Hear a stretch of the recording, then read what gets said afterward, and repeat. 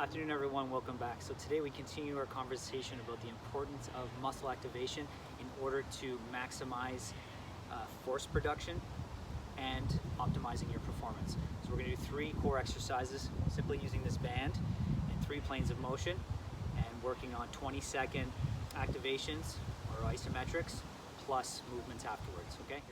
So the first exercise here is just kind of like a modified dead bug position. So you're going to bring your knees up to 90 degrees. You're going to try to pull this band as far down as you can towards your knees, and you're just going to hold. You're going to try to drive your shoulder blades into the floor, try to keep that tailbone and that low back nice and neutral, and just consistently breathing for 20 seconds. If you want a little bit more work, you can try to do a little bit of a posterior tuck and feel those abdominals working a little harder to set that position. And the second variation is that you can just start to be creative with what you want to do. You can set the shoulders and the lats, and then you can work on some leg lowering progressions from easiest to a little harder, right? You can add some straight leg variations, whatever you're looking for, whatever your capacity is, you can add it into the mix. Second exercise here is just a half kneeling position, hips below me, knees at 90 degrees. I'm gonna bring the band out in front of me, keep my elbows tucked in, and then just hold the position, 20 seconds. Everything wants to rotate me to the right, but I'm fighting by using all the muscles that rotate me to the left to hold the position. Holding, consistent deep breathing.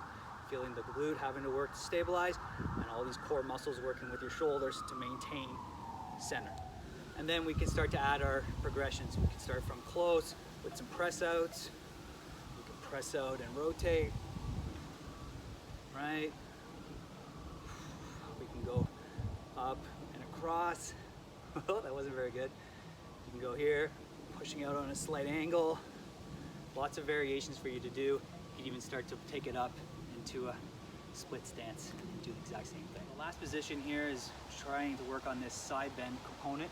So this needs a lot of resistance, so you're gonna need a lot of reps here on this band, and all you're gonna try to do is find some distance from your anchoring point, stand nice and tall, right? Not too wide of a stance, and just try to fight the tendency for the band to want to pull me into a side bend.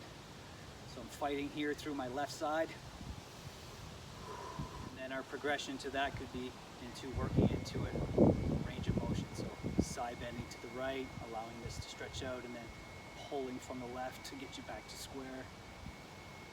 If you're really solid through the lower body, you can go to center, even maybe a little bit more on the opposite side. What's important here is to keep your shoulders level and allow the side bend to happen through the spine, dictated by the strength in your core.